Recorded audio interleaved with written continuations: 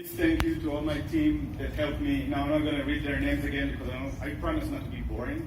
And how many of you watched this again or watching for the second time? Okay, so I'll try to not repeat my jokes because I heard that only bands should repeat songs, but comedians should not repeat jokes.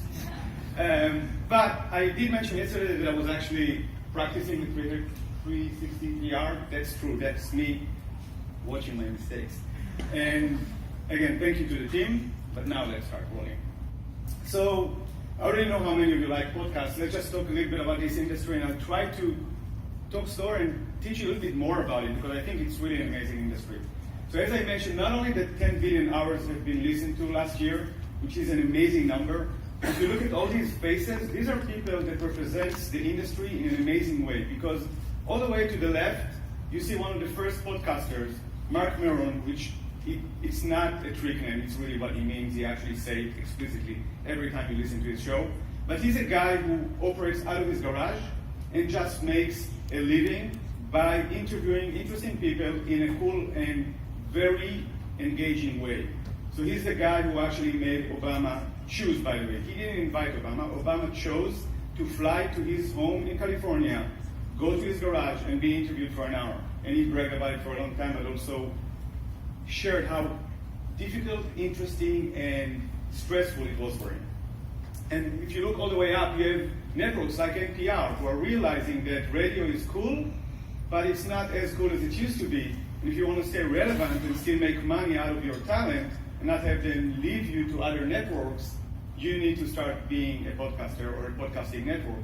So NPR is one of the largest podcasting networks out there, to the point when you go to the actual place of podcasts, which is iTunes. This is the best place to find content today. You will see that they probably dominate the top 10, 20 shows with all of their content. And then you have other people like Shaquille O'Neal and others that are just in between being recruited by networks to just generate revenue for them. And again, the beauty is that from a listenership perspective, 55% of Americans, every second American is already aware of the concept. But 57 million people, like every time I say it, I'm shocked by myself. 57 million people are addicted to it, listening to it every month. I'm one of them, by the way. I do it when I jog. Actually, my family makes fun of me because I have one of these Bluetooth speakers I bought, that waterproof that I bought at Costco, and I actually listen to it as I shower because I don't want to miss any moment that I can to actually learn from it. It's a very educational concept, and all of these are 12 and older. So these are people who are actually represents also the future of consumers. And we shouldn't forget that because many people think that podcast is for older demographics and people who listen to radio will not listen to it again. These people are dying, they're not. It's the next generation.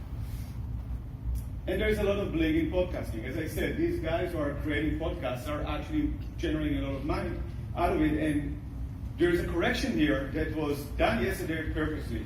You can see that cross out thing. When I was talking about it yesterday, I mentioned that advertisers are willing to pay 100 times more per impression to podcasters. The real number is thousands, but my mentoring team told me that you guys will think I'm crazy, and because I only had 3 minutes, I didn't want to put you in this place and have you think that I'm talking stupidly. But now that we have time, let's take out your calculators and let's look at the numbers. What you see here is an actual chart that shows how much advertisers are actually paying using the terminology that is called CPM, cost per thousand, which is how the industry pays publisher for placing their ads there. And what you see there is that the bluish lines, not the purple ones, are actual real shows and how much money they made. And you can see someone like Tweet TV, which is one of the most famous technology-driven podcasts, that are actually making $70 per thousand. Now, if any one of you ever tried to make money out of your own web asset and put a web commercial of someone else on your site, you will know that you are lucky if you got 0.3 cents, so sat cents for each 1,000 impressions. So anywhere between less than a penny to $70 on the other side, I think we can agree it's thousands and not hundreds. And don't think that, because there's a big issue for our industry when we are compared to someone like YouTube, when everyone knows that there are a lot of people who are making money out of YouTube, but frankly, very few are making money, and the rest are just the big names that everyone knows about. So if you look here, the two purple lines, the $25 and $18, these represents what advertisers in the podcasting industry are willing to pay any Joe Schmo that create content consistently. So every week you will come up with a show and will have at least 5,000 downloads. You will get these numbers. So you will be paid anywhere between 18 to $25 per thousand for your listeners. So this is why this is such an incredible industry to come into. And then people are trying and realize that it's so hard because it's not easy. It just sounds easy. You think it's just like making a phone call and everyone can speak and I can speak. Or if I can speak, anyone can. And as they try, they see that it's so hard that they just give up. And it's not just technology, but technology is a big piece of it.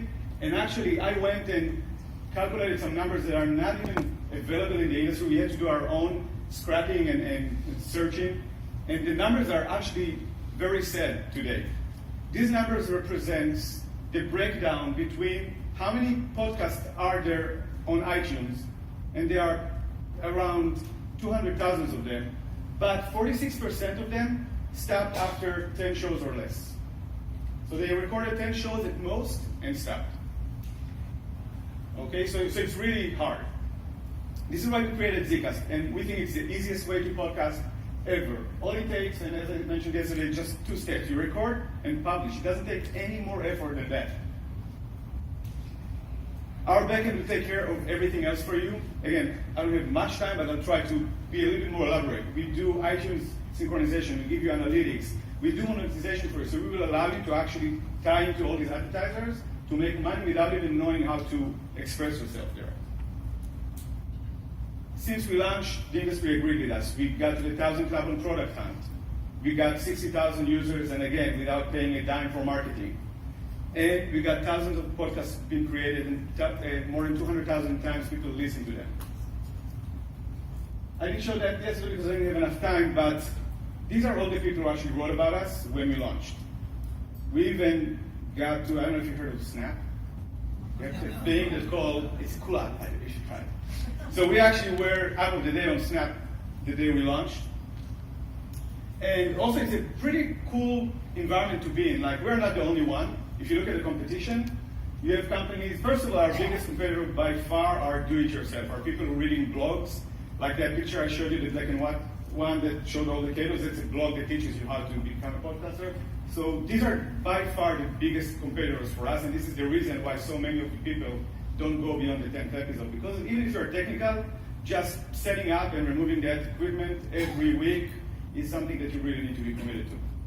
But you also have other companies that are just very old, like Libsyn, like Podbean, like SoundCloud, who are providing a subset of the functionality, just the bare minimum so people can have a podcast out there. But these companies who are there for like 10 years since the inception of podcasting have not do anything to improve their product. So they charge you money to do basically something that they created 10 years ago, which we built over a weekend. And they didn't evolve since. So we think it's the right time for us to do that thing because people want to get in, it's hard to get in, and people are telling everyone that find us, ask us, how did no one thought about it before? Well, because no one thought that it's cool enough to do a podcasting, like no one thought it's cool enough to create benefits, by the way. But it is cool, and we enjoy it because we are very passionate about it. And if you ask yourself, well, I think we'll have enough time to talk about the business model in the Q&A, so I will not spend more time about it again.